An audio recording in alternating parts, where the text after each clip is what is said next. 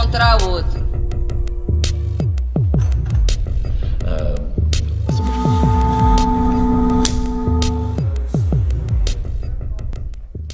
Hanna Gillgren, and I co-direct H2 Dance together with Heidi Rustgaard from Norway, and we're a London-based performing dance company, movement company, and we have currently developing a project called Say Something, which started about 2.5 years ago on working with amateur choirs on themes around groups and group dynamics, group behavior, and freedom of expressions within groups.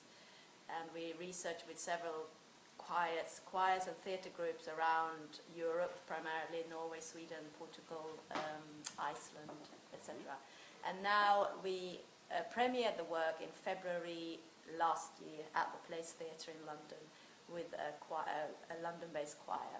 And we're currently associate artists at Dance Digital, and we are developing the work with animation artist Rachel Davis for performances along the Lee River for Leap Festival in the summer as part of the Cultural Olympiad Big Dance Commission.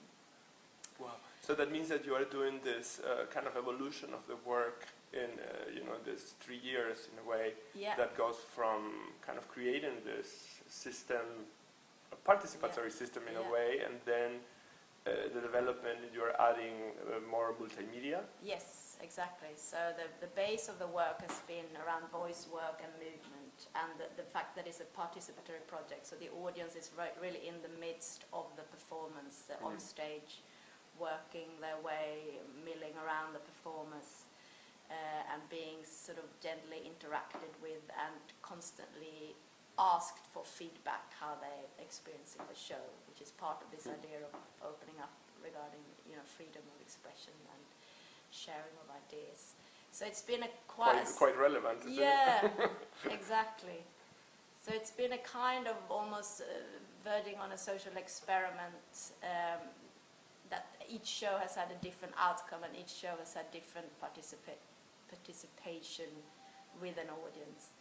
And now we're working with filmmaker and animator Rachel Davis on the kind of how to incorporate the digital aspect to the work and a more visual aspect to the work. Because it was very basic initially with the space and performance and sort of quite pedestrian. It may change the format in a certain way. It certainly will change the format as a site-specific work, because now we're also developing it for outdoors, which is new. So it will be in a kind of nature, most probably environment along a river. So partly the voice work will shift, and the way the kind of grouping and choreography works, and then how to then light the show with the animation.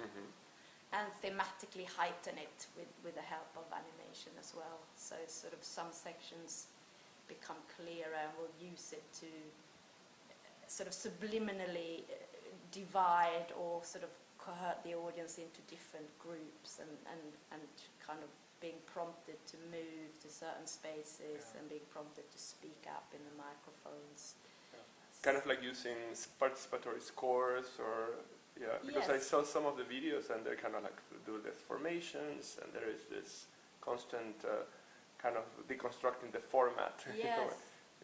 Yes, I think that's exactly that's right, and I think it's quite a dense show already with a lot of information, and I think it can really be clarified to an audience, or more kind of clearer with another visual aspect, I think. And I think we're working with Rachel now, just the early days yet, but talking about these ideas of science and how we have lots of sort of science signifying, how to move, and the kind of health and safety aspects of things. You're forbidden to do this, or this is the exit sign, this is the so sort of these things being part and lifting the message a bit, and as well as like Dogville, the film by Lars von Trier, where they're sort of lined out, very simply spaces for pathways. Exactly, and so trying to use it as a movement, initiating movement for the audience and the group, and also kind of really lighting the show, especially outdoors now, seeing how that's possible. I mean, it'll be a challenge in July because it'll be quite bright. Yes. And how do you connect this work or relate it in the context of your own work, the rest of your work? That I know that you have done things that kind of have the cabaret format and with guests, and you also have done a lot of some films. Yeah, so I think it's a sort of, we did more filmic work sort of 5-6 years ago. It was myself and Heidi performing in kind of a small entity and used kind of more visual aspects, used camera on stage as live projection, used animation as backdrop, made a couple of film works. And I think in discussion with Tamara at Dance Digital, she was really keen on the work when we performed the other plays and just how things could be developed. And we both me and Heidi wanted to keep developing it and make it more visual, really.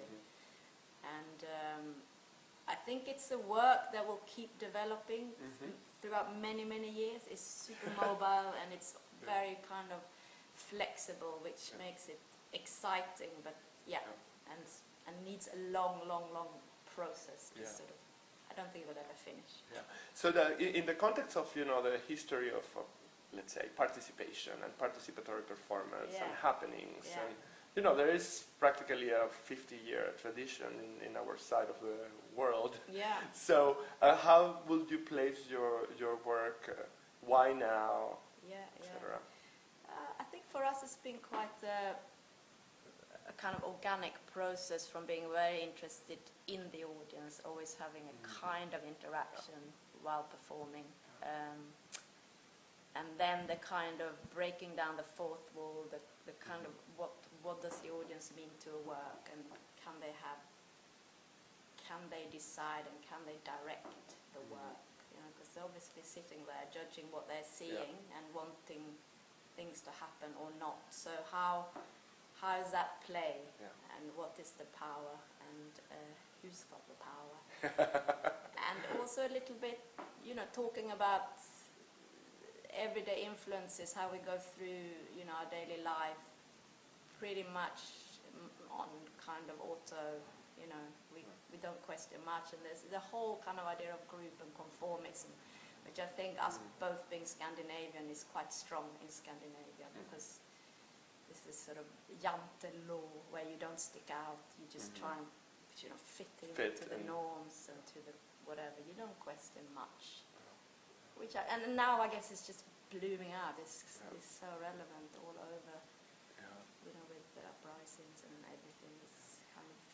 So I think for us it's been an organic process, and then it just happened to happen now, when this whole political mess and upheaval is happening. So. It's necessary. Yeah. And how do you put this work out there with your performers?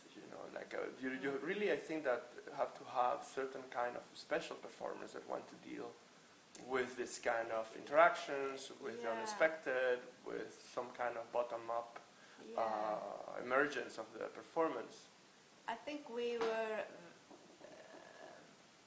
initially, we're still very interested in doing this with loads of different groups, loads of different choirs, and sort of social contexts, the refugee choir, gay and lesbian choir, children's choir. So the choir is the one that is your cast? The choir is our cast. Ah, that's great. And then we have 4 professional performers that are the same each show. Ah, okay. So that keeps certain sort of have scaffolding. Yes, sort of some kind of support and leadership. And they're a particular group within the group. And then there's the audience group. So there's sort of 3 groups, as well as a musician and a sound technician on stage. So they all have sort of different powers to change the show, really. Because now you were doing this kind of real-time sampling of or using sound. the sound. Yeah. That's how the show is. It's a cappella voices to start with, and then Silvia, the composer, Silvia Hallett, is kind of manipulating the voices and making an underscore to support that. So the show was very much built on the sound and on the kind of choral score initially. we try to build it up side by side, but sort of all new areas for both us and Silvia. So that's why the research was so long. But I think that's exciting that we're kind of constantly learning and constantly evolving in this beast. You know, sometimes the beast of participation in a way, exactly. and reconceiving how to create architecture for it. Yes. Yeah. And I think the choirs that have been sort of the most successful as such has been where there's been a real interest in the choir in this sort of work, of scenic work. In Sweden they have sort of stage choirs who do a lot of movement and a lot of stuff around group and performing. And then there's been a sort of openness to explore it, whereas maybe if you're used to standing frontally and sing to an audience, it's more difficult. And more difficult because you are in really close proximity to the audience. It's almost like participatory opera in a way with technology. And yes. And we're kind of interested in quite a sort of not a theatrical expression as such, but you are very much yourself, and whatever that means. And it's sometimes difficult to achieve that with an amateur choir. I think with singing as well, there is this sort of forced performatory drama that comes in, which maybe is just also part of what singing, you know, a high note requires.